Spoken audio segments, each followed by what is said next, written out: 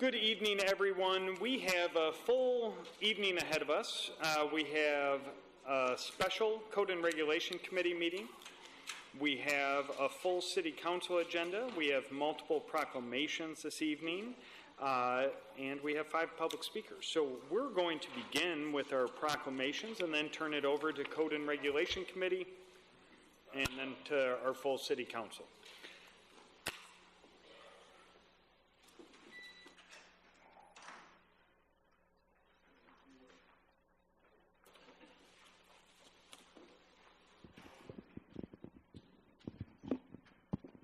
Our first proclamation this evening is for Mobile Integrated Healthcare Week. Are they all outside? I have John Larson. You can come forward as well.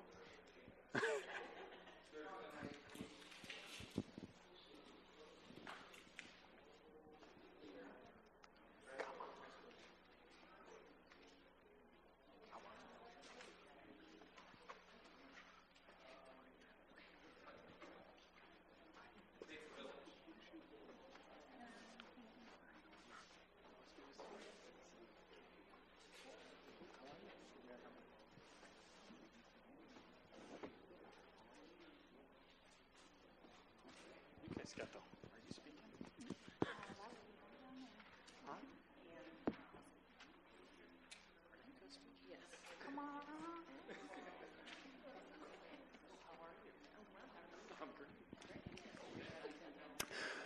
All right. Good evening. Now, this is for Mobile Integrated Healthcare Week. Whereas the number of Rockford residents benefiting from in-home and community-based healthcare through mobile integrated healthcare programs continues to grow. And whereas individuals with chronic conditions and limited healthcare access often face unnecessary emergency room visits and unmet health needs due to gaps in the traditional care systems. And whereas mobile integrated healthcare aims to improve health outcomes, reduce overuse of emergency services, and address the social determinants of health through a coordinated, proactive approach. And whereas MIH programs in Rockford rely on strong partnerships between EMS, hospitals, mental health providers, and community organizations to deliver timely and effective care. And whereas the National Association of Mobile Integrated Healthcare Providers, along with thousands of healthcare professionals nationwide, is committed to advancing high-quality, community-focused care. And whereas it is fitting to recognize the invaluable work of MIH professionals and the positive impact of their services on individuals and families throughout Rockford. Now, therefore, I, Thomas P. McNamara, as the mayor of the city of Rockford, do hereby proclaim the week of October 5th through the 11th to be Mobile Integrated Healthcare Week. And I just want to say sincerely thank you to the work that you do every day. I'm really fortunate that I get to be out in the community and hear a number of these wonderful stories of individuals that you have really helped in our community. And just want to say on behalf of myself, our city council, and our broader community, just thank you for the work that you do. Would you like to share a few words? Will you share a few words? Sure. We just want to thank everybody for this proclamation. We really appreciate the support that we have from the city, from everybody that's involved. We have a stupendous team here. We deal a lot with the medical, the mental health, the addiction, and through our partnership with UW and all the agencies that we work with, we've been able to do some pretty remarkable things, and we look forward to everyone's support for the future and to see where this continues to grow and what happens with us in the future. So, thank you. Thank you, Charlie.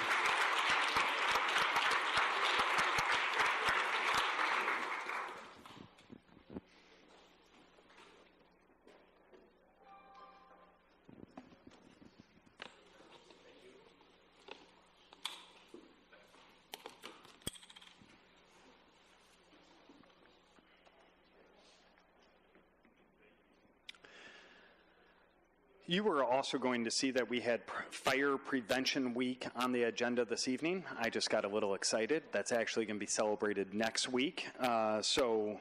In the meantime, make sure that your smoke detectors are on and your batteries are charged and all of that. And next week, we're going to dive further into that. But we are also fortunate this evening as we celebrate Mental Illness Awareness Week, and I know we have a number of community partners who are with us today.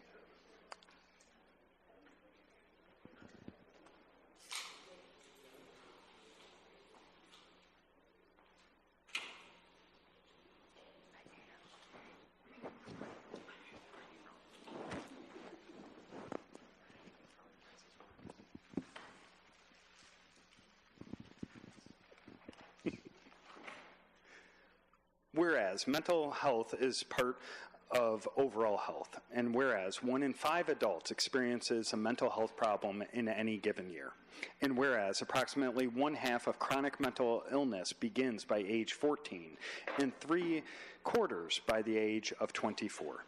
And whereas suicide is the 10th leading cause of death in the United States and the 2nd leading cause of death among young adults, and 90% of people who die by suicide had shown symptoms of a mental health condition, according to interviews with family, friends, and medical professionals. And whereas long delays, sometimes decades, often occur between the time symptoms first appear and when individuals ultimately get help. And whereas early identification and treatment can make a difference in successful management of mental illness and recovery. And whereas every citizen and community can make a difference in helping end the silence and stigma that for too long has surrounded mental illness and discouraged people from getting help. And whereas the purpose of the city's Mind Matters Employee Resource Group is to support fully integrating mental well-being in the workplace by continuing to be champions for policies that advocate for mental well-being and offering programming that supports and educates both city staff and the Rockford community in regard to mental health while striving to reduce stigma around mental health challenges. Now, therefore, I, Thomas P. McNamara, as mayor of the city of Rockford, do hereby recognize and proclaim the week of October 5th through the 11th of 2025 to be Mental Illness Awareness Month. Would you like to share a few words with us? The Mind Matters Employee Resource Group aims to provide a safe space for an ongoing sense of belonging, awareness, advocacy, and social impact in the area of mental well-being in the workplace and beyond.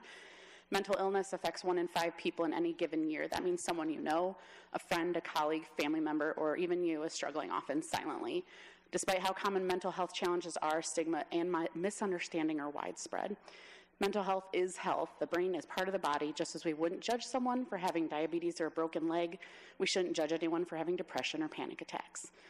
This week is about awareness, but also action, listening without judgment when someone opens up, learning about mental health conditions so we can replace myths with facts, and looking out for one another, because sometimes just being there for someone can be life-changing. NAMI, I know, is not here, but they are hosting free events this week that you can see on their website, which is NAMInorthernillinois.org. But if you're struggling right now, I want you to hear this. You are not weak. You are not broken. You are not alone. Reaching out for help is a sign of strength, not failure. Your voice matters. Your heart matters. Your thoughts matter. You matter. Thank you. Thank you.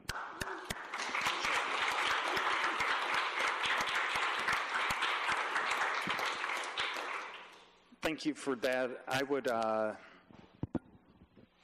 would certainly recommend anyone who is feeling that they could benefit from help to certainly seek that out. And also this week there is a tremendous amount of events taking place. I had the opportunity this past Saturday to be at one of those such events by Stepping Stones as they did the 30th anniversary of the Stars of Light organization. Really wonderful organization that uses satire and performances to shed light and help reduce the stigma around mental illness, but certainly urge everyone to take advantage of those programs and events that are being offered this week. With that, I am going to turn it over to the Code and Regulation Committee and the chair of that, which is Alderman Bonney. Thank you, Mayor. We just have one item on our agenda for tonight. If I could ask the clerk to please call the committee roll. Bonnie. Here. Serena. Here. Wilkins. Here. Bell. Here. 4 present. Thank you. Under committee reports, we have one item. It's text amendment. Zoning Board of Appeals recommends approval for a text amendment of the City of Rockford zoning ordinance, Table 21-1, Uses Classification Table. Eliminate the option of a special use permit to establish residential storage units within the C3 district, and Table 22-1, Uses Classification Table. Eliminate the option of a special use permit to establish residential storage units above the ground floor within the C4 district. City of Rockford is the applicant. I will move to approve this. Is there a second? Second. Are there any questions or comments? So just for background, this was passed by council to send this to ZBA for consideration. And ZBA returned it back to us with a recommendation that we approve on a 5-1 vote. It was then laid over on a motion from Alderman Bell for 30-day layover, and so now it is coming back before us tonight and is is also on the council agenda for tonight. Seeing no. Oh, yes, sorry. Alderwoman Meeks. Thank you so much for allowing me to speak on your committee. I just wanted to ask any staff members kind of how this will impact those businesses, those individuals that are looking to go into kind of abandoned plazas, areas in this community that haven't really seen development over a series of years.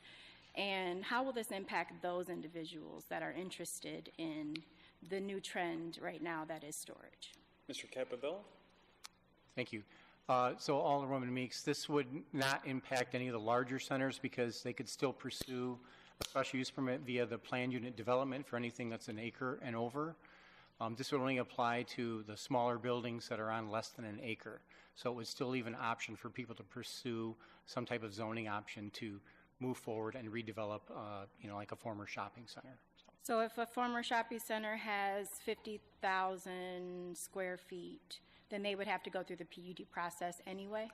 More than likely, yes, because the 50,000 square feet would put them over 1 acre. So. Okay. And is there a cost difference in going through the PUD process versus just going through the process that exists right now? No, the cost is the same. Okay. Thank you so much for that information. Are there any other questions or comments? Just to follow up on that, if Mr. Capovilla could also confirm that there is a second option, correct? They could apply to rezone a property to industrial, and then they would not need to come to council for approval of the self-storage. They would only need to come for the rezoning. Yes, that would be an option to pursue a zoning map amendment as well, but depending on the size of the site, if anything's under an acre, it would be considered spot zoning and more than likely would be, like staff would recommend denial for something like that. So the PUD process would still allow the commercial zoning, underlying zoning to stay there. So, sure. But that is an option, yes. Right. And they can also, an applicant could also apply or obtain permission to construct or convert a property to self-storage if it already has industrial zoning without council approval. That is correct. So it doesn't change that. It does not. Okay, thank you. Any other questions or comments? Seeing none, clerk, could you please call the roll? Bonnie? Yes. Serena? No. Wilkins? No. Bell? Yes. Aye. Vote is 2-2. Thank you. Oh, I'm sorry. Motion to, is there a second? I'll second. All in favor of a motion to adjourn, say aye. Aye. Any opposed? Committee meeting is adjourned. Thank you.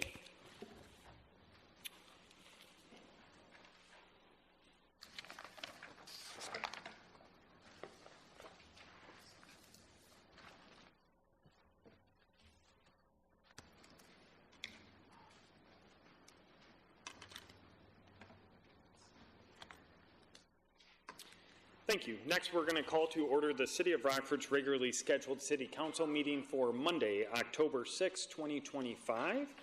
This evening, we are fortunate to have Pastor Chad McKenna of St. Mark's Lutheran Church to provide us with an invocation.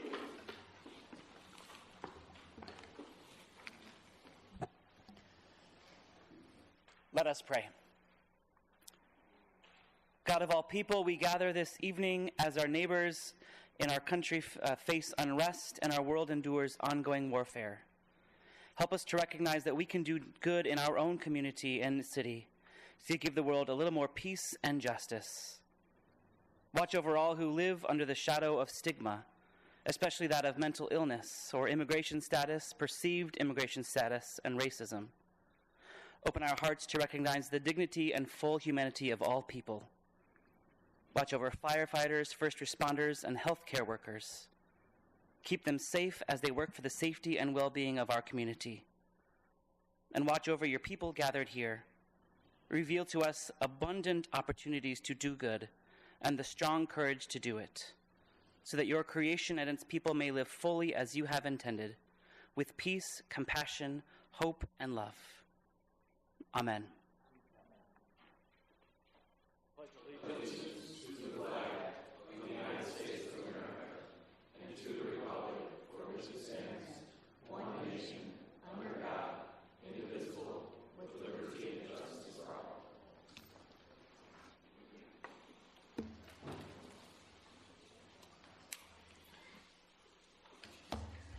Clerk, could you please call the roll? Durkee. Here. Logeman. Here. Toomberg. Here. Frost. Here. Torina. Here. Wilkins. Here. Hoffman. Here. Granith. Here. Beach. Here. Salgado. Meeks. Bell. Bonnie. Here. 13 present. Excellent. We have a quorum this evening. Next, we will go to petitions and communications, and we'll go to Alderwoman Wilkins and Planning and Development Committee. Thank you, Your Honor. Item 1 is a memorandum from Andrea Hinkrist, Housing and Program Manager, regarding the approval of the subordination request submitted by Anchor Housing LP4, an Illinois limited partnership, property owner of 414 North Court Street, referred to Planning and Development Committee. Item 2 is a memorandum from Anna Garrison, Economic Development Manager, regarding a proposed ordinance for the termination of the Lincolnwood Estates No. 1 redevelopment project area and the dissolution of the Special Tax Allocation Fund for the Lincolnwood Estate No. 1 Tax Increment Financing District, referred to Planning and Development Committee. Thank you. Next, we'll go to Code and Regulation Committee and Alderman Bonnie. Thank you, Mayor. We have 3 items, all of which are being referred to the Code and Regulation Committee. Item 1, memorandum from Jeremy Carter, Traffic and Development Engineer, regarding the honorary street name change for Island Avenue. Item 2, Traffic Commission's agenda for the meeting to be held on October 8th, 2025, and minutes from that meeting for consideration at the Code and Regulation Committee meeting on October 14th, 2025. And item 3, memorandum from Martin Bloom, Project Manager, Permits and Special Events, regarding an upcoming special event for No Kings 2.0. Thank you. Thank you. Next, we're going to go to Finance and Personnel Committee. Alderman Frost. Thank you, Your Honor. All 3 matters will be referred to the Finance and Personnel Committee. 1 is a memorandum from Ken Mattson regarding an intergovernmental agreement between the city and Winnebago County outlining the scope and responsibilities of a multi-use path reconstruction project 2025. Number 2 is a memorandum from Timothy Hinkins regarding an agreement for the Rockford Complete Street Revitalization Project for the Walnut Street Railroad Crossing Improvements Preliminary Engineering. And number 3 is a memorandum from Owen Carter regarding the acceptance of the Illinois Association of Community Action Agencies DHS Employment Barrier Reduction Fund Grant Award. Thank you. Thank you. Next, we're going to go to our public speakers. I want to remind our public speakers that there's a microphone on the back left as well as the back right of council chambers. You will have 3 minutes to address the city council. At the end of the 3 minutes, if my phone's operating well, you will hear an alarm. If not, I'll just ask that you close your comment. Our first public speaker this evening is Prophet Yusuf. Good evening, ladies and gentlemen. In the book of Acts, the first chapter, the 8th verse, It says you should receive power when the Holy Ghost come upon you. What I want to speak about tonight, a real man. Jesus was a real man. Yes, he was kind and forgiving. But this meek and mild Jesus wasn't afraid to confront. We all know and embrace the Jesus who forgives and loves, but we tend to shy away from the Jesus who chased people out of the temple with a whip, don't we? Jesus came to forgive and to redeem, but he also calls men to confront obstacles in life in the same way that he confronted the merchants who were misusing the house of God. For example, when Jesus walked on water, he called Peter out to join him. When the 5,000 men and their families needed to be fed, Jesus told the disciples to feed them. And when Peter questioned him about paying taxes, Jesus told him to go to the lake and look in the mouth of the first fish he pulled out. Jesus calls men to be strong and to walk by faith. This means confronting obstacles and taking risks. This means stepping out and doing and saying the things he would have us to do and say. We men like the strong things in life. We like the rush of closing a big negotiation. We like fast, powerful machines. We like building things with our hands. We like the drama of athletic In other words, we like to solve problems. We men feel strong when we get the opportunity to confront and conquer an obstacle. Jesus teaches us to do that while at the same time being humble, meek, and gentle as he was.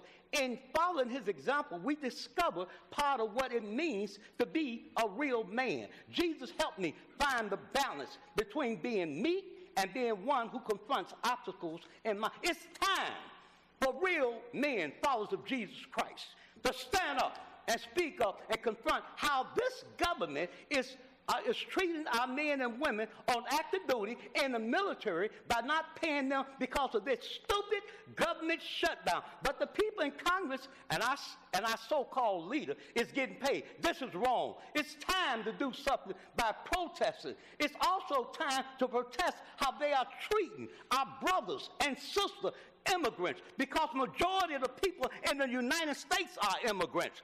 Thank you for allowing me to speak. Thank you. Our next public speaker this evening is Hannah Underhill.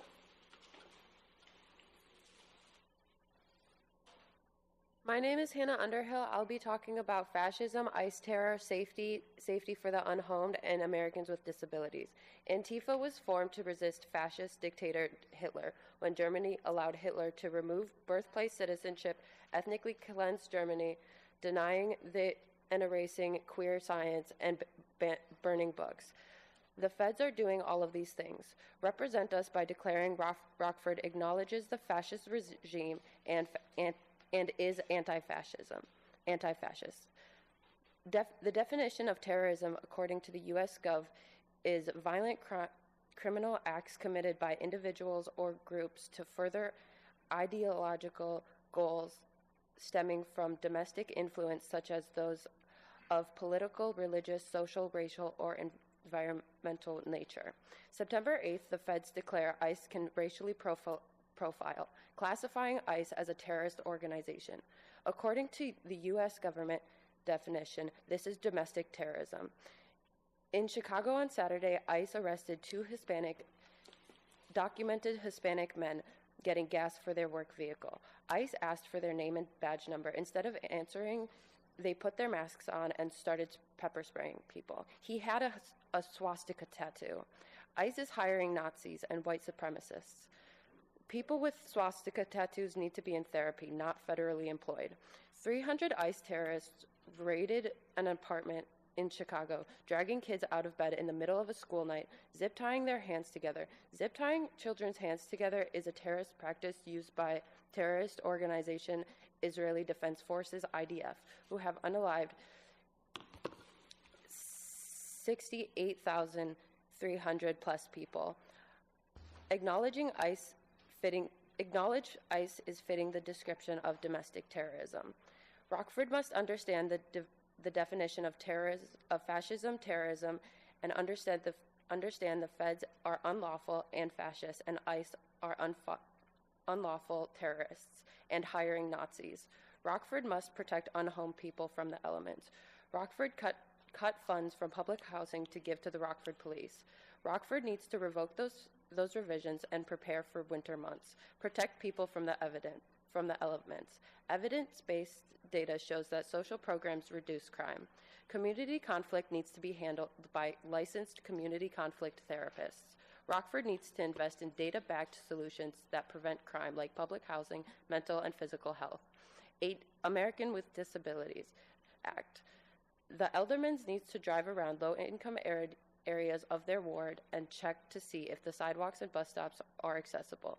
Many bus stops and sidewalks are not accessible. This is breaking the law. Please follow the law. Recap. Thank you. Our next public speaker this evening is John Tack Brantley. Good evening, Mayor McNamara, and aldermen, and most of all, our citizens that's watching today. I want to go back by saying that Antichrist wannabe dictator Donald Trump has just declared war on the blue states. How can you tell the military, firing admirals, firing generals that don't follow you, and tell them if they don't follow you, you're going to fire them? We got 600 immigration judges. He fired 129 immigration judges. How can you tell our military that's supposed to protect us to go against us? Our alderman sitting here, Jonathan, he's an alderman. What he look like going in a household, raiding Hispanic kids, taking Hispanic kids out their household just to put them in a concentration camp. They sent the judge overturned 250 of our kids, Hispanic kids that was going to be sent to Guatemala Bay. That is just redundant. I want to go and just talk about Rockford. I got to bring this back up. We had the Supreme Court voted 9-0 against the whites disrespecting blacks. They voted in favor of teachers and administrators and ethnic studies. We had a lawsuit. People Who Care lawsuit. What came about that lawsuit was Barber School, Ellis, Lewis Lennon, not McIntyre, but Risa, and also Constant Lane. Guess the school that benefited from from the People Who Care lawsuit. Barber School, which I'm very proud of because the Hispanics is together. Our African-American peoples here are not together because Willie Lynch had kept us divided. We too busy putting each other down. But Barber School got 98% Hispanic administrators and teachers. They have 96% graduation rate. They have their kids get 5 to 8 credits towards college. Not only that, they have 27 kids. We have 27 kids that have never been absent from school. Now, I look back at Ellis School. Ellis had 329 suspensions. The Lewis Lennon School had 259 suspensions. Barber School only had 29 suspensions. They have to, when they go in that school, they have to learn 2 languages. When they walk in that school, they automatically learning Hispanic, and the only time they speak English is in the classroom. They're learning their history. What the hell happened to our African-American school where our African-American people that's in position to look out for us? There's no way that we should not have 98% African-American administrators and teachers in our school system. That's the reason why our kids are failing, because we are not there looking out for our future generation. I'll be back. Thank you, Mr. Brennan. Our next public speaker this evening is Denzel Winter. Good afternoon, Mayor, City Council members. In case you didn't notice, every week I come in with a different shirt on that symbolizes what our people have done for this country. The shirt I got on right now is called the Harlem Hellcats. And they got that name from the Germans because they fought like hellcats. My uncle was a Tuskegee Air person. And they never got any type of recognition except for overseas. And every time we turn around, they're talking about taking our contributions to this country. We didn't sit down on our tails. We fought like everybody else for this country.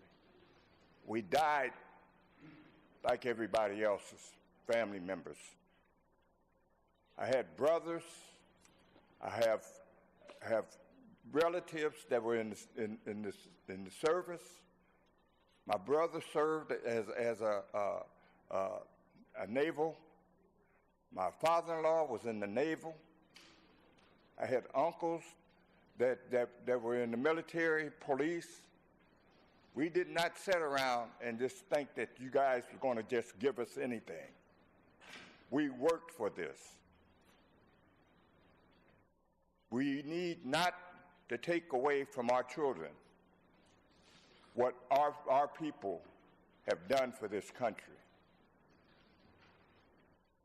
We have probably done just as much or more for this country than anybody.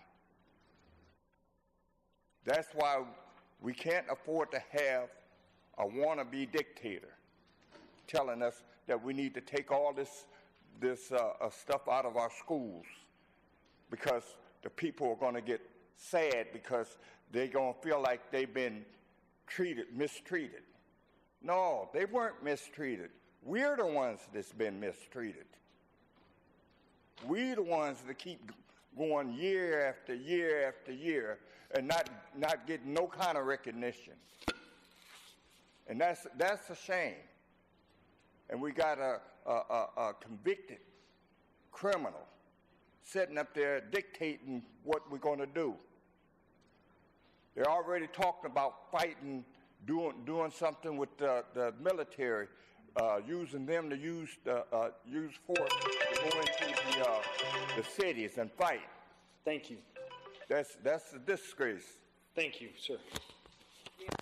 Thank you. Our next public speaker this evening is Beth Howard. Good evening, Mayor McNamara and City Council members. I'm here this evening to say thank you. For 25 years, you've given me the privilege of serving the mission of the Coronado Theater. As part of the Friends of the Coronado 2000 Restoration Committee, a board member, and most recently, executive director of the past 13 years. It's been one of my great honors of my life to help steward such a treasured part of Rockford's history. During that time, our city witnessed the Coronado Theater saved from almost certain demise, and today it thrives as a world-class, stunning historic landmark and performing arts center. Because of the vision and sacrifice of many community leaders, both in 1997 and today, and Frank was part of that team. None of this would have been possible without the support of you, our elected city leaders, and the voted Friends of the Coronado board members and our generous community. A few years ago, I had the opportunity to give U.S. Senator Dick Durbin a tour of the Coronado. He loved the beautiful theater, but also reminded me that the Chicago Uptown Theater still sits empty after multiple announced restoration plans. Then he said, but Rockford got it done. I can report that I hear from colleagues across the country that the Uptown's sad situation is the story of many, many fine theaters across the U.S. This simple phrase, Rockford got it done, captures what makes this community so special. Rockford doesn't dream big. Rockford acts. Rockford is here. The Coronado is here in all its glory today and boldly reminds us that when this city comes together, we can accomplish anything. Now my time as the Friends of the Coronado Executive Director has come to a close. from the bottom of my heart, thank you for all you do to champion the historic Coronado Theater, a place where everyone is welcome. It was an honor to have been a part of this effort alongside of you. Thank you.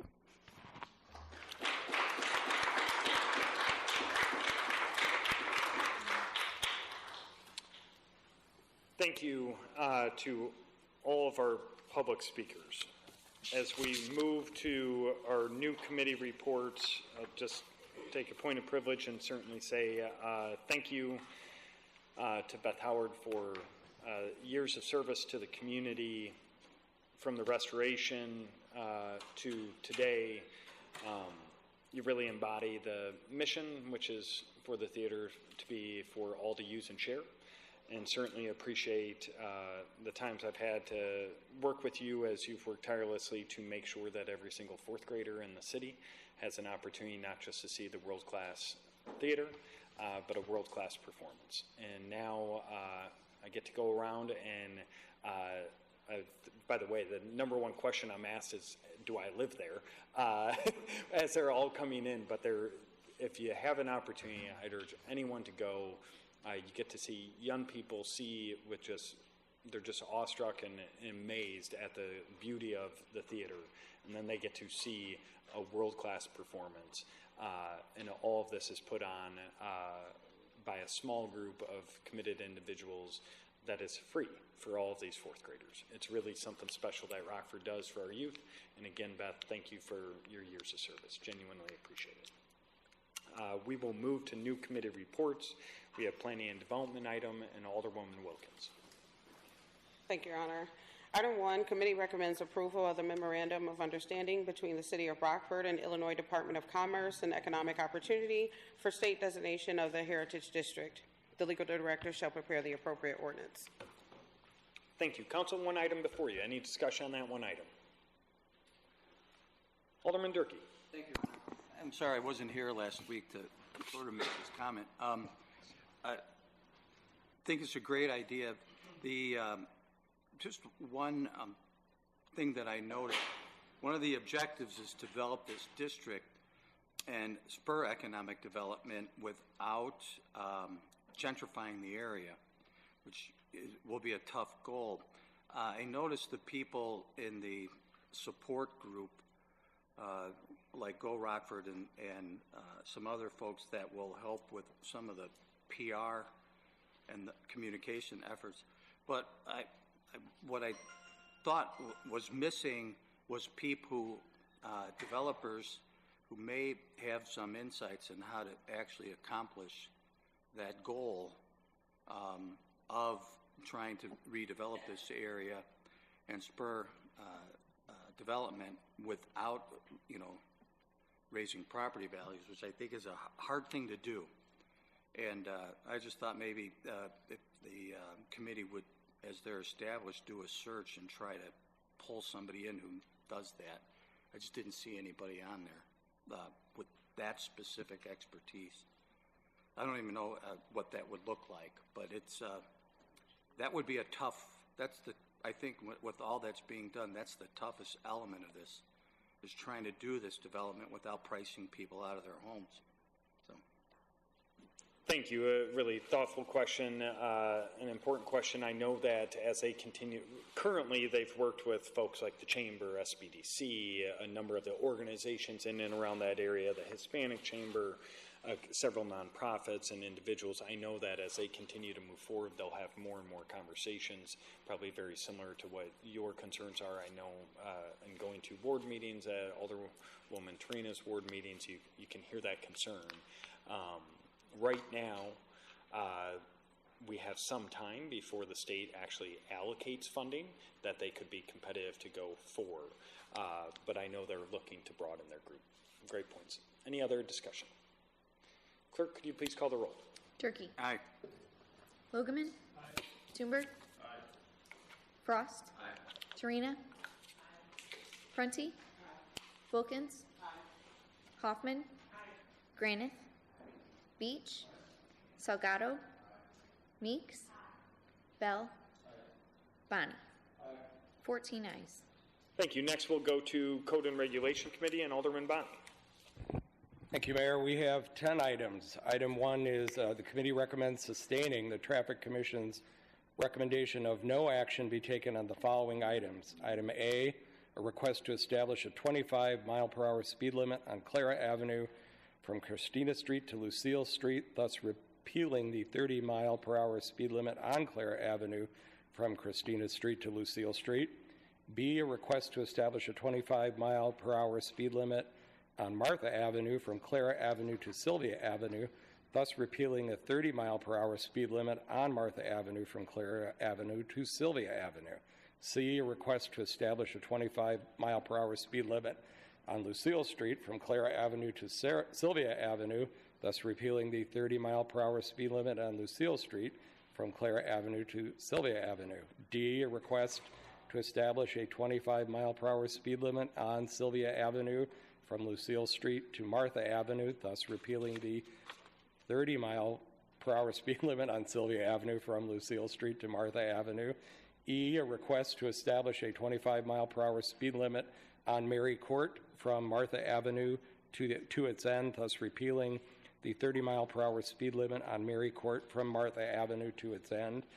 And F, a request to establish an all-way stop control at the intersection of Parmalee Street and 21st Avenue, thus repealing the existing traffic control of 21st Avenue for Parmalee Street.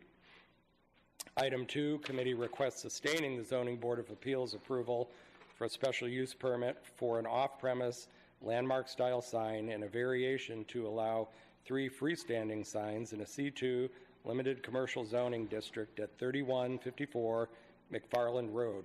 Woodman's Food Market Incorporated is the applicant. Subject to conditions, the legal director shall prepare the appropriate ordinance. Item 3, committee recommends sustaining the Zoning Board of Appeals approval for a renewal of special use permit number 55-23 for a solar farm in an R1 single-family residential zoning district at 3225 Halstead Road. Rock Valley Solar, LLC is the applicant. Subject to conditions, the legal director shall prepare the appropriate ordinance. Item 4, committee recommends sustaining the Zoning Board of Appeals approval for a modification of special use permit number 26-86 for a gas station with a new convenience store in an I-1 light industrial zoning district at 2000 Harrison Avenue. Rami Fakori is the applicant. Subject to conditions, the legal director shall prepare the appropriate ordinance. Item 5, committee recommends sustaining the Liquor and Tobacco Advisory Board's approval for the sale of tobacco products in conjunction with a gas station and convenience store in an I-1 light industrial zoning district at 2000 Harrison Avenue.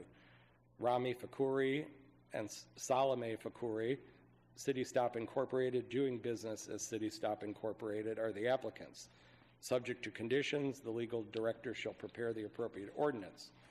Item 6, committee recommends sustaining the Zoning Board of Appeals approval for a zoning map amendment from R1 single-family residential zoning district to C3 general commercial zoning district at 5064 South Main Street. Sunil 20 LLC is the applicant. Subject to conditions, the legal director shall prepare the appropriate ordinance. Item 7, committee recommends sustaining the Zoning Board of Appeals approval for a special use permit for a fast food restaurant with a drive-through in a C2 limited commercial zoning district at 4103 West State Street. Permit Solution for McDonald's is the applicant. Subject to conditions, the legal director shall prepare the appropriate ordinance. Item 8, committee recommends sustaining the Liquor and Tobacco Advisory Board's approval for the sale of tobacco products in conjunction with a convenience store in a C3 general commercial zoning district at 935 and 937 School Street. Abdominea, doing business as Rockford Convenience Store, and Westside Food Mart is the applicant. Subject to conditions, the legal director shall prepare the appropriate ordinance. Item 9, committee recommends sustaining the Liquor and Tobacco Advisory Board's approval to allow Sunday sales for the sale of liquor by the drink, Class NGL, and packaged liquor sales, Class PKG, in conjunction with the restaurant, bar, and outdoor seating area in a C4 urban mixed-use zoning district at 519 East State Street. Paul Sletton, Harvey Wallbangers, LLC, doing business as Harvey Wallbangers, is the applicant. Subject to conditions, the legal director shall prepare the appropriate ordinance. And item 10, text amendment, Zoning Board of Appeals recommends approval for a text amendment of the City of Rockford zoning ordinance, Table 21-1, Uses Classification Table, eliminate the option of a special use permit to establish residential storage units within the C3 district, and Table 22-1, Uses and Classification Table, eliminate the option of a special use permit to establish residential storage units above the ground floor within the C4 district. The City of Rockford is the applicant. The legal director shall prepare the appropriate ordinance. Thank you. Council, we have 10 items before us. Is there any discussion on those 10 items? Alderman Frost. Thank you, Your Honor. With respect to number 2, this is the Woodman's grocery store's second gas station that they've built on McFarland Road, and I'm opposed to it for a number of reasons, but it would be, like it says here, to allow for 3 freestanding signs, including an off-premise landmark style sign. This gas station was recently constructed, maybe like a year ago.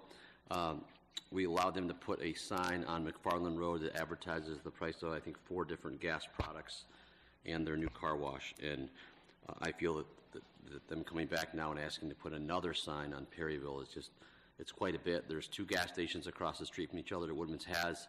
I don't think anyone is going to be confused by the price of the gasoline or need this sign to get into their station, as it's not near any curb cut. You can't pull in off of Perryville to pull into the gas station. So for those are some of the reasons why I'm going to be voting against it, and I hope my colleagues do as well. Thank you. Thank you. Is there any other discussion on the 10 items before you? Alderman Logeman. Thank you, Mayor. For item number 10, the text amendment, it doesn't give obviously, because the committee just considered this maybe 20 minutes ago. So I know these questions are obnoxious, but if you want to support the text amendment, I would imagine you would vote nay. Since the committee, it was a 2-2 decision. Director Hammer. Thank you, Mayor. So to keep things as simple as possible, since it was a 2-2 tie, we're just going to leave it with Zoning Board of Appeals recommendation. So a vote in favor of it would be an aye, and a vote opposed to it would be a nay. Okay, thank you. Mm-hmm. Always one of my most fun debates on council, so appreciate the question. Alderwoman Meeks.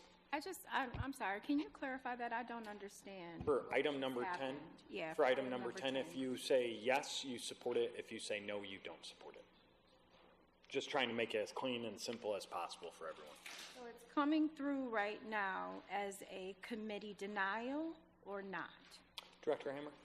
It's coming through as no recommendation because it was a 2-2 tie. Okay, gotcha. Thank you so much. Thank you. Other discussion on any of the 10 items? Clerk, could you please call the roll? Durkee. No on 2 and 3. I am rest. Lokeman. No on 2. I am Toomber. No on 2. I am the remainder. Frost. No on 2. I am the remainder. Tarina.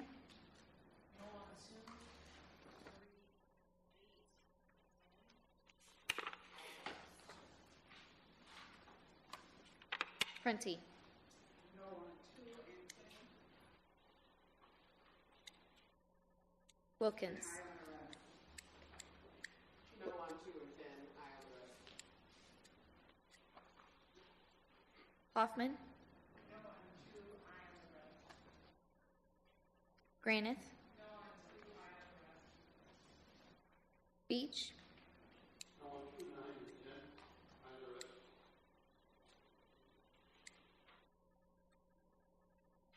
Salgado. No on 2. No on 10.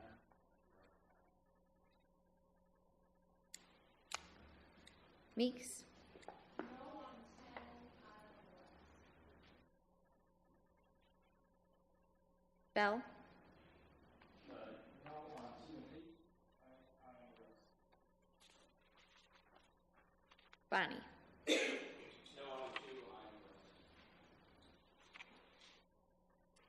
Item number 1, 14 ayes. Item number 2, 13 noes, 1 aye.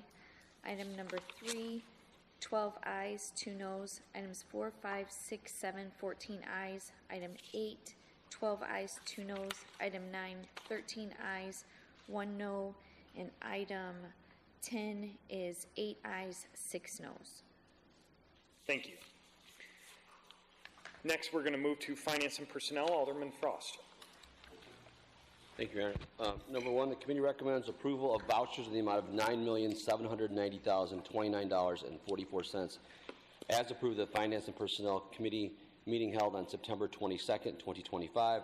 Number 2, the committee recommends approval of an IGA between the city and the county for the transfer of ownership and operational responsibility of public safety communication infrastructure. The legal director shall prepare appropriate ordinance.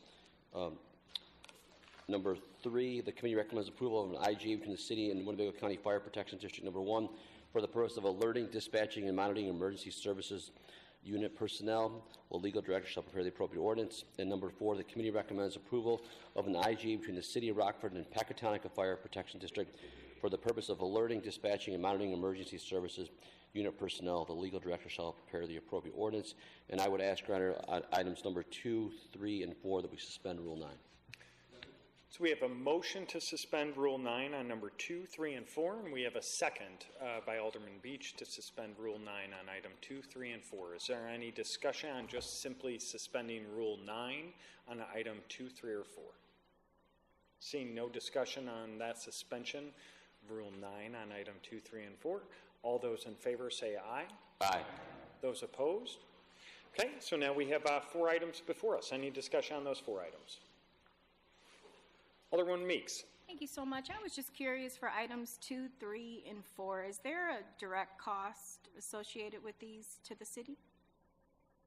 Chief Carlson. For item number 2, the tower, that's a River Bluff Communication Tower. The county is still going to own the land. We are taking over ownership of the tower in order to incorporate it into our new 911 communication plan. There's some minor maintenance that needs to be done there, under $5,000. It's already in our budget to take care of and bring that up to what we need it to be. It's already been inspected. The tower meets all the requirements of what we need for the state. We just need to register it with us in the city. Items 3 and 4, there is no cost to the city. Those departments actually pay us to dispatch for them. Perfect. Thank you so much. Any other discussion? Clerk, will you please call the roll? Durkee. Aye. Logeman. Aye. Toomberg. Aye. Frost. Aye. Torina. Aye. Runty. Aye. Wilkins. Aye. Hoffman. Aye. Granith. Aye. Beach. Aye. Salgado. Aye. Meeks. Aye. Bell. Bonnie. Aye. 14 ayes. Thank you. Next, we have officers' reports. Any council members who would like to share a report? Alderwoman Hoffman. Thank you, Mayor.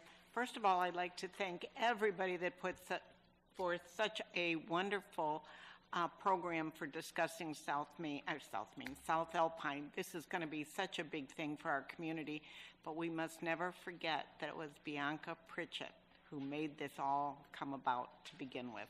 If she hadn't stepped forward, we probably wouldn't be having this discussion.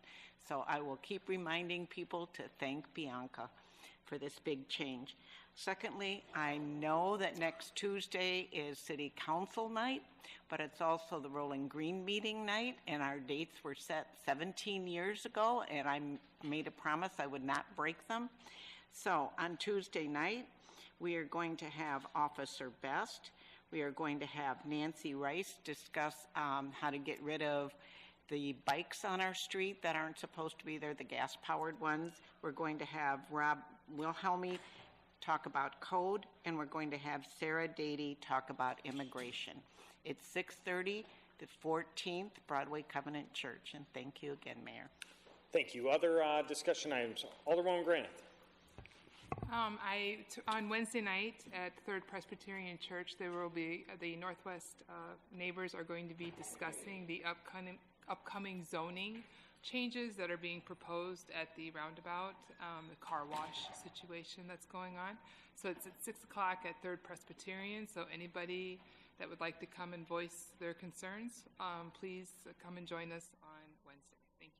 Thank you. Alderman Thunberg. Thank you, Mayor. It was good seeing some of the other aldermen and mayor at the meet and greet with the new fire chief candidates. I would say that we have a very well qualified group of individuals there, and I'm very proud of our men and women in our police department. This next Tuesday morning, the semi-annual Retired Men's YMCA Pancake Breakfast. What day? It is the Tuesday the 14th. So it is the day of our city council meeting. So bright and early, and I believe it is 7:30 to 9 o'clock. I pay for two because I eat for two, but it's very affordable, and all the pancakes you can eat, sausage, eggs, the fixins, but it goes to a good cause. It's a great group of men, and Mayor, I plan on seeing you there as well as always. So then also is Churchill's Grove meeting on the 15th, and we will be talking about the car wash as well at that meeting. And that is it, I think. If I think of something else, I'll raise my hand. Thank you. Alderman Beach's alarm was not for you to stop, but I appreciate it. If that works, we may keep that going. But no, sincerely appreciate it. Alderwoman Meeks. Thank you so much for allowing me to speak. I try to show up in every space as my full, authentic self, and sometimes that's passionate, intense, but always genuine and rooted in purpose. And recently I attended the Davis Park groundbreaking, and I felt the need to clear up a few misconceptions about my no vote at the very end of that project. And I'll address you, Mayor, because I do respect the decorum in this room. And as the mayor is fully aware, my vote was not against the progress of Davis Park or the potential it holds for our community as a transformational project. It was about my views on fiscal responsibility and prioritization. There were many aspects of this project that I wholeheartedly supported, especially the skate park, the landscaping and lighting improvements, and other meaningful upgrades that enhance safety and community use. These are investments that I did believe in, and I remain deeply grateful to Senator Steve Stottleman and Representative Maurice West and the Public Works Department for their tireless efforts of securing the millions in state grants to help make those improvements possible. They all know how much I respect and appreciate their leadership and how vital that funding is for Rockford's growth. However, as a steward of taxpayer dollars, I also look ahead. Our city faces potential budgetary challenges, a growing potential deficit, reductions in federal funding that could affect programs like homeless prevention, utility assistance, family support, as well as mandated pension obligations, lead service line replacements, and not so future obligations to public safety as we continue to grow our city with annexations and rooftops. And these are not small issues, and some challenges haven't even fully surfaced yet. So while I may have voted no on the overall package, I was proud to stand at that groundbreaking because showing up does matter. And I thank the mayor very much for being mature and professional enough to receive me despite our differing views, and I extend that same respect back to you. We may not always agree, but we share a common goal, and that's to see Rockford thrive. So I'm going to go on a few things because I had a very busy weekend, and I also want to take a moment to recognize Beth Howard, formerly of Friends of Coronado. Beth, you have been an absolute shining light for that theater and for this community. And your leadership, creativity, and tireless commitment have kept the Coronado a true gem in Rockford. And that's why it hurts to see you step away under the circumstances that, frankly, in my opinion, reflect an aura of negligence. Losing Beth's guidance and institutional knowledge is a tremendous loss for this organization and for our city. Beth, please know this. Your service, your passion, and your heart have not gone unnoticed. You have poured into this community in ways that cannot be measured, and I hope that those responsible take a hard look at what was lost, because your absence will be deeply felt. October is Breast Cancer Awareness Month, and as a survivor, this is always an emotional and empowering time for me.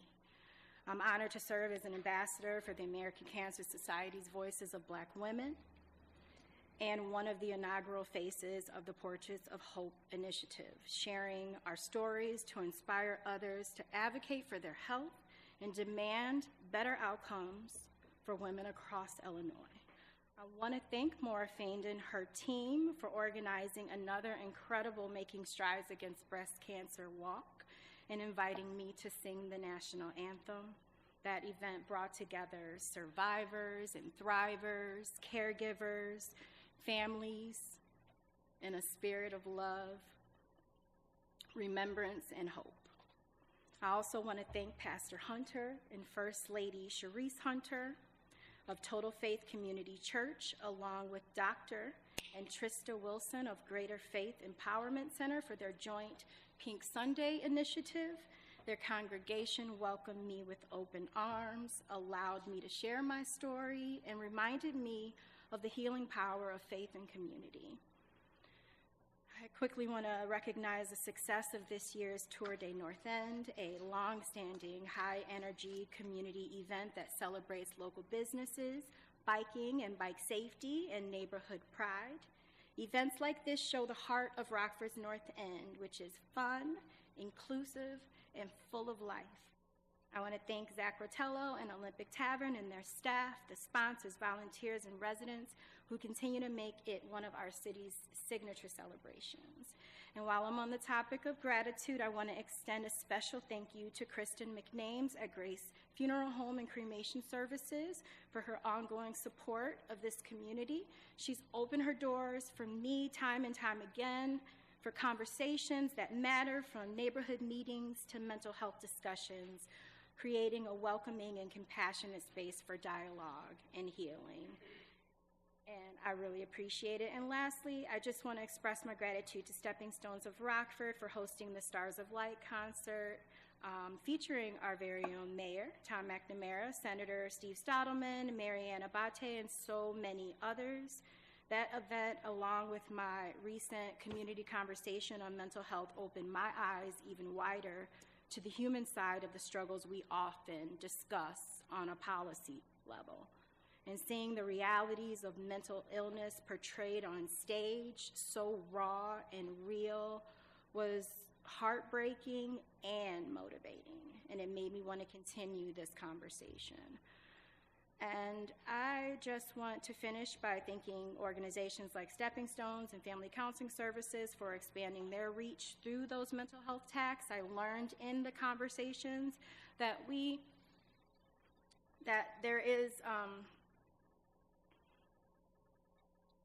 I learned in those conversations that the crisis co-response team is doing an outstanding job, that many are looking to have them grow their services to 24 hours a day. I also heard that a growing call for more crisis stabilization beds and for long-term infrastructure to replace what was lost when the Singer Mental Health Center closed over a decade. And I know I said a lot, and I appreciate you all sitting through it all, and thank you so much. Thanks. Alderman Thunberg. Well, I wasn't actually motioning. I was going to speak, but since he asked me to just now, thanks, Mayor. Just wanted to make an offer, which I forgot to mention. Any council members that show up for the retired men's breakfast, I'm buying. Thank you. And that includes you, Mayor. Just so I was just going to say, just so you're all aware, that absolutely includes me as a member of this council. So thank you. Other comments? Alderwoman Prunty. Thank yes, you. You are. Just wanted to congratulate the Jefferson Bridge community on their residential sign. We had an opportunity to go and kind of christen that this week. It looks wonderful, so thank you, Barb Tiley. Thank you, Council, for making that all possible. And thank you to the folks at Jefferson Ridge who thought and who put that together. So appreciate it. Also want to thank Attorney Hammer, Chief Carlson, and Officer Woods for attending the ward meeting and sharing important information with the 6th Ward residents. So I really do appreciate you coming out. Hope you enjoyed the donuts. All right, thank you. Thank you. Other items? Alderman Bonney. Thank you, Mayor. I just want to quickly mention the groundbreaking today for the restoration of the Bayer Stadium and the dedication of the what's going to be known as Maybelle Blair Park. And it was a really great turnout for that event. And yes, Alderman Thunberg was there. He's motioning for credit.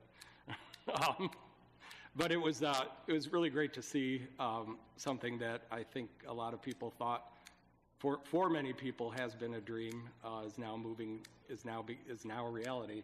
It's here, it's happening, and it made possible in part through a $2 million donation, but clearly also through our support as a council of the $1.5 million that we're contributing over 5 years.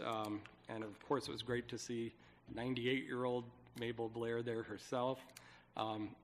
The old reporter in me makes me want to ask the mayor for more description of this kiss that she was talking about, but that's between me and Mabel. I figured. It was the kiss of a lifetime, apparently, for everyone who wasn't there. Thank you. Any other discussion? I may actually have to explain myself in that. Alderman Salgado and then Alderman Beach. I'll be brief. Thank you for allowing me to speak. Just want to remind our citizens we're having a town hall meeting October 15th, Wednesday, 6 o'clock. It's going to be at Victory Homes, which is in the ward. Hopefully we'll have some folks from the city to address some questions that might arise, but just want to remind those. Also, this Friday I'll be hosting with Inscape open mic for those that want to come out from 6 to 8 at Inscape Collective at Midtown District.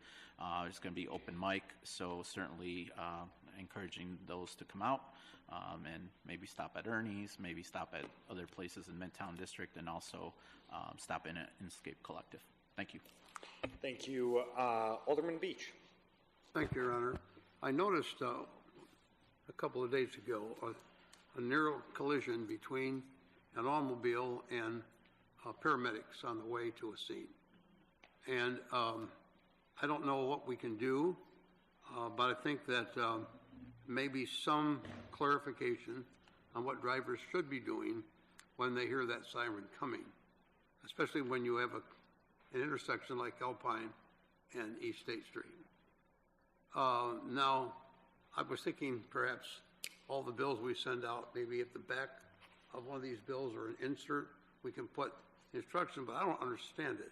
The preemptive lighting was on, which to stop the traffic. The sirens were very loud, and cars were still streaming by, and the paramedic was stopped dead, blasting his sirens, as to say, please get out of the way.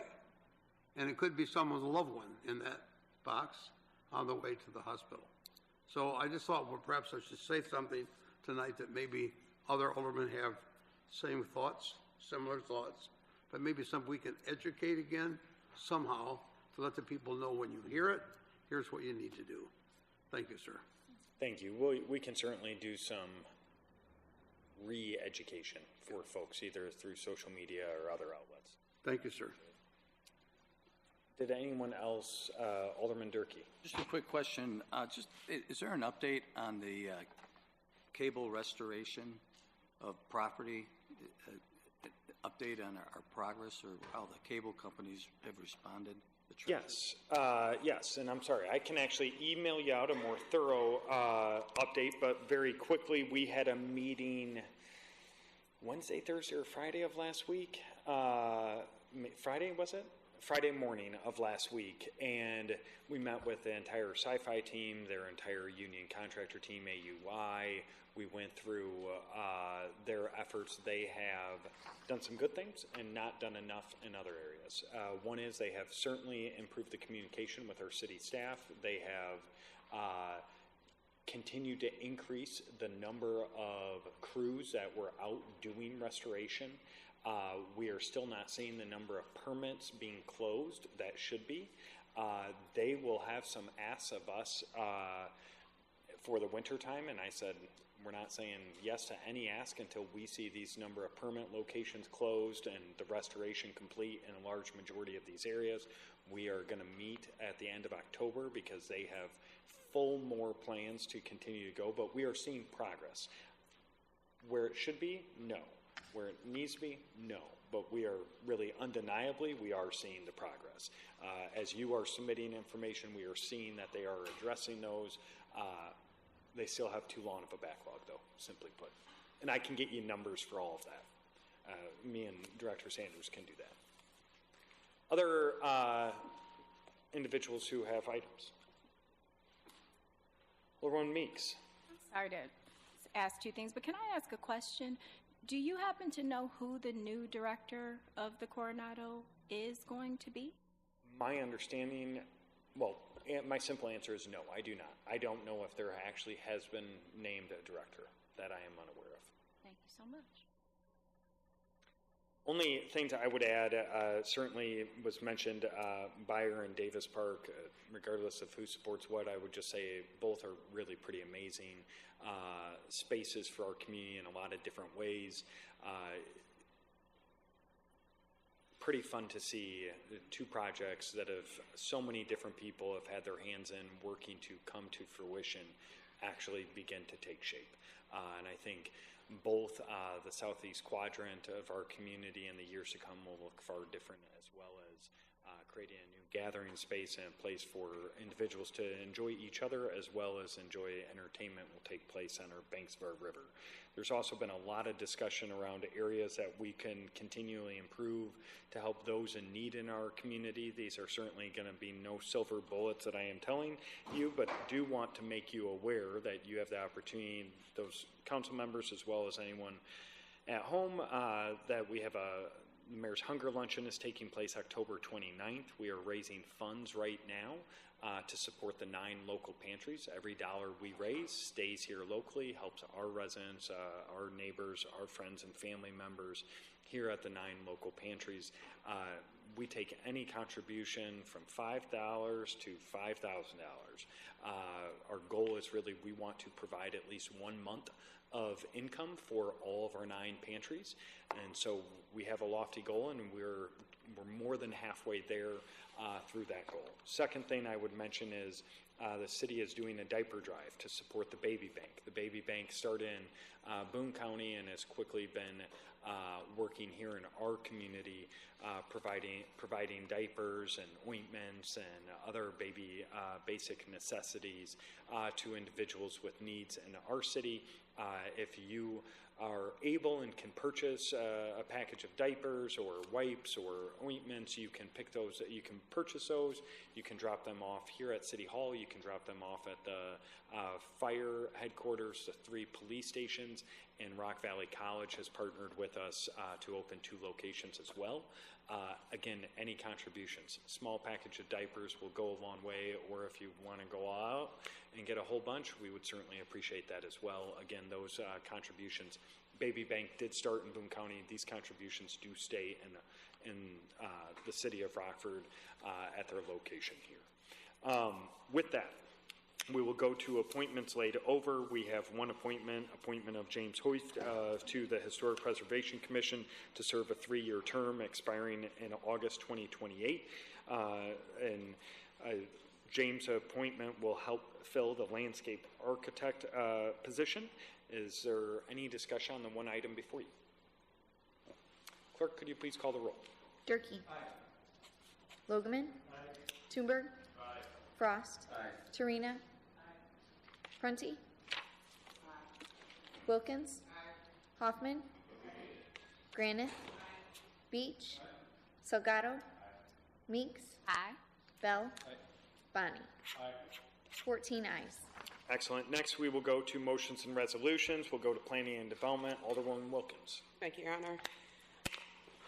Committee recommends approval of the authorization to adopt the updated Winnebago County Multi-Hazard Mitigation Plan. And I make a motion to suspend Rule 9. Thank you. We have a motion to suspend Rule 9. Is there any? Do we have a second? We have a second. So first, we're going to just ask for the vote to suspend Rule 9 on the item before us. Is there any discussion on that suspension? All those in favor of suspending Rule number 9, please say aye. Aye. Those opposed? Okay, now we have one item before you. Is there any discussion on that one item? Clerk, could you please call the roll? Durkee. Logeman. Toomberg. Frost. Torina. Prunty.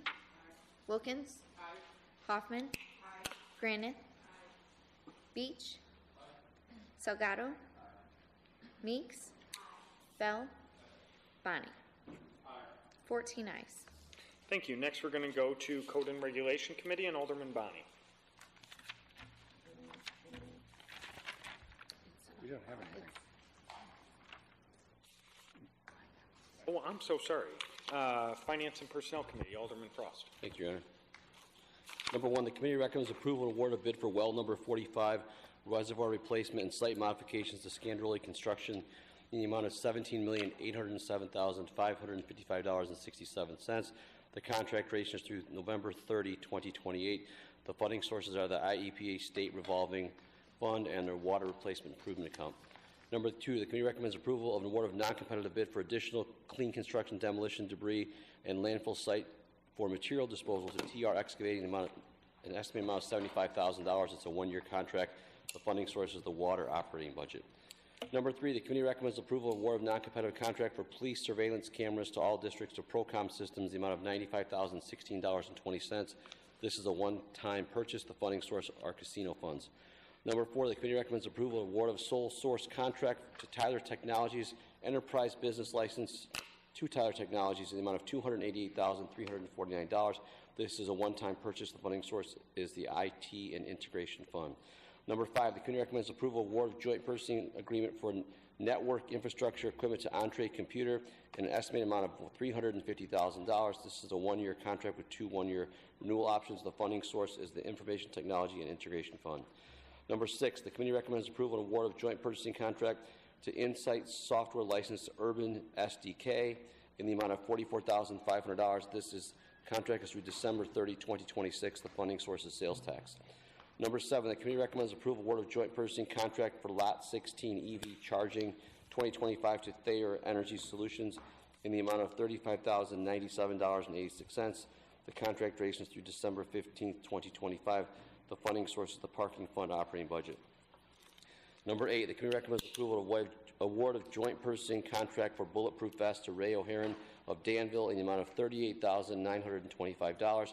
It's a one-time purchase, and the funding source is the drug forfeiture federal funds. Number 9, the committee recommends approval of an award of engineering agreement for well number 45 reservoir replacement and site modification services to Strand Associates in the amount of $1,029,000. This contract is through December 2028. The funding source is the Water Replacement Improvement Account. Number 10, the committee recommends approval of a change order for the fuel system modernization to Stenstrom Petroleum Services. The additional amount was $1.39 million, and the change order is $139,400. And the revised amount adds the previously omitted contingency to the original award. The funding source is still the Equipment Fund operating budget.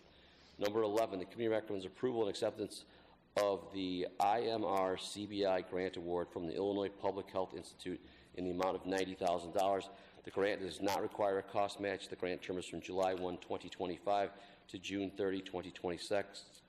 The grant will provide funds for the continuation and building capacity of a medical respite program and to pay for supplies for units and staff time.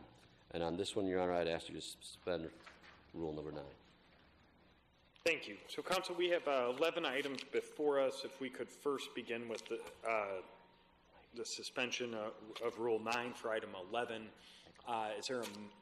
Is there a motion? I think Alderman Frost motion and Alderman Bell seconded. Is there any discussion on suspending Rule 9 for item 11? All those in favor of suspending Rule 9 on item 11, please say aye. Aye. Those opposed? Thank you. Council, we now have 11 items before you. Is there any discussion on those 11 items? Alderwoman Torino. Thank you, Mayor. I have a question on number 3. How did we determine that the casino fund was the best source of funding for this item? Director Haggerty? Yeah, so this is coming out of the $1 million that council specifically approved for investment in police and fire facility as part of the casino plan. So there's $1 million set aside for capital improvements to police and fire buildings when the casino plan was approved. So that's coming out of that amount. Okay, thank you. Any other questions, discussion on any of the 11 items before you? Clerk, please call the roll. Durkee. Aye. Logeman. Aye. Toomberg. Aye. Frost. Abstain on 1 eye remaining. Torina. Aye. Prunty. Aye. Wilkins. Aye. Hoffman. Aye. Granith. Aye. Beach. Aye. Salgado. Aye. Meeks. Bell. Bonnie. Aye. Item number 1, 13 ayes, 1 abstain. Items 2 through 11, 14 ayes. Thank you. Next, we're going to go to new business, planning and development. Alderwoman Wilkins. Thank you. Item 1 is an ordinance approving a memorandum of understanding between the City of Rockford and Illinois Department of Commerce and Economic Opportunity for state designation of the Heritage District. Thank you. One item before you, Council. Any discussion on that one item? Clerk, please call the roll. Durkee. Aye. Logeman. Aye. Toomberg. Aye. Frost. Aye. Torina. Aye. Prunty. Aye. Wilkins. Aye. Hoffman. Aye. Granith. Aye. Beach. Aye. Salgado. Aye. Meeks. Aye. Bell. Aye. Bonnie. Aye. 14 ayes. Thank you. Next, we're going to go to Code and Regulation Committee and Alderman Bonnie. Thank you, Mayor. We have 8 items. An ordinance approving the renewal of special use permit number 5523 for a solar farm in an R1 single-family residential zoning district at 3325 Halstead Road. Rock Valley Solar LLC is the applicant. An ordinance approving a modification of special use permit 2686 for a gas station with a new convenience store in an I-1 light industrial zoning district at 2000 Harrison Avenue. Rami Faruqi is the applicant. An ordinance approving the sale of tobacco products in conjunction with a gas station and convenience store in an I-1 light industrial zoning district at 2000 Harrison Avenue. Rami Faruqi and Salema Faruqi, City of Rockford, City Stop Incorporated, doing business as City Stop Incorporated, are the applicants. An ordinance approving a zoning map amendment from R1 single-family zoning, residential zoning district to C3 general commercial zoning district at 5064 South Main Street. Sunil 20 LLC is the applicant. An ordinance approving a special use permit for a fast food restaurant with a drive-through in a C2 limited commercial zoning district at 4103 West State Street. Permit Solution for McDonald's is the applicant. An ordinance approving the sale of tobacco products in conjunction with a convenience store in a C3 general commercial zoning district at 935 through 937 School Street. Abdominea, doing business as Rockford Convenience Store, and Westside Food Mart is the applicant.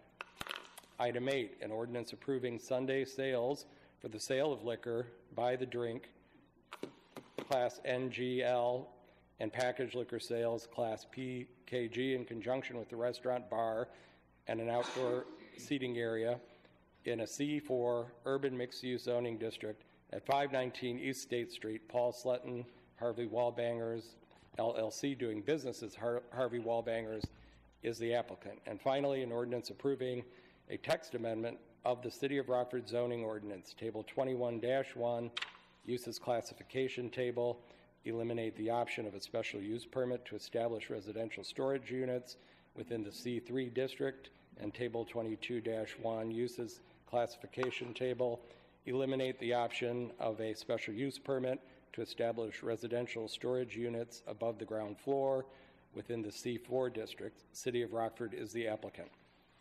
Thank you. Council, we have 8 items before us. Any discussion? Alderwoman Meeks. Thank you so much. I was just curious because I didn't ask this before, but for item number 2, is the only thing, well, I don't want to say the only thing, is one of the reasons this solar farm is held up is because of the lack of federal funding that they're seeking? Can anyone answer that question? I don't have that answer. I think it would be unfair to ask Mr. Capavilla that answer. I do not believe that to be the case. I think it's more their own internal processes. They've made a lot of work, a lot of getting out to the residents. I think they want to get this done, but it's had different machinations throughout the last couple of years. But I had the opportunity to meet with Trajectory Energy, I'll just be fair and say within the last 4 weeks, and they outlined a number of different developments that they were looking at. This was one that I thought they were very high on. Okay. Again, I wish I had a better answer for you, but that's as good as I can give you right now. That works for me. Thank you. Any other discussion on any of the 8 items before you? Clerk, please call the roll. Durkee. No on 2. Logeman. Toomberg. Aye. Frost. Aye. Terina.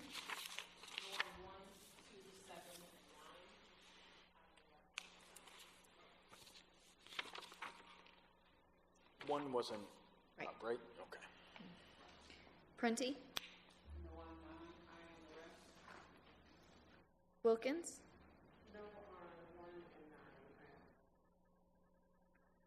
Hoffman. Granith. Beach. Salgado. That was 9, correct? Thank you. Meeks. Bell. Item number 2 is 12 ayes, 2 noes. I'm sorry, Alderman Bonnie. I apologize. It would make it an odd number. It would... Okay, now then. Item number 2, 12 ayes, 2 noes. Item 3, 4, 5, 6, 14 ayes. Item 7, 12 ayes, 2 noes. Item 8, 13 ayes, 1 no. And item number 9 is 9 ayes, 5 noes. Thank you. Next, we're going to go to Finance and Personnel Committee. Alderman Frost. Thank you, Your Honor. Number 1 is an ordinance approving an IGA between the city and the county for transfer of ownership and operational responsibility of public safety communications infrastructure.